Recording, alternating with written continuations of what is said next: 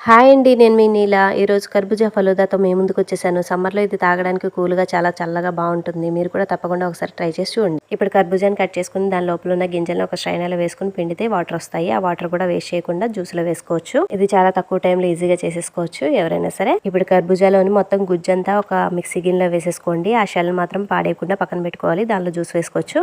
ఈ కర్బూజా పేస్ట్‌లో half glass milk వేస్తున్నాను. మీ రుచికి సరిపడా పంచదార కూడా యాడ్ చేసుకోండి. ఐస్ క్రీమ్ కూడా యాడ్ చేస్తున్నాను. ఇది ఆప్షనల్ మాత్రమే. మీకు నచ్చితే వేసుకోవచ్చు. ఇదంతా గ్రైండ్ చేసుకొని పక్కన పెట్టుకోండి.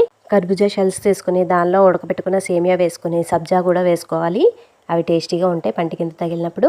ఇప్పుడు ముందుగా చేసుకున్న జ్యూస్ని కొంచెం కొంచెంగా దానిలో వేసుకోండి. కర్బూజా షెల్స్ తోటి తినడం అంటే కొంచెం పిల్లలకి కొత్తగా ఉంటుంది. తప్పకుండా ట్రై చేయండి. ఇప్పుడు ఒక్కొక్క స్పూన్ ఐస్ క్రీమ్ యాడ్ చేసుకుని దానిపైన డ్రై ఫ్రూట్స్ కూడా వేసుకుని గార్నిష్ చేసుకుంటే అబ్బబ్బబ్బా వేరే లెవెల్ ఉంటుంది. కర్బూజా ఫలూదా రెడీ. ఇలాంటి మరిన్ని వీడియోల కోసం మన ఛానల్ సబ్స్క్రైబ్ చేసుకోండి. బెల్ ఐకాన్ నొక్కండి. షేర్ చేయండి. టాటా.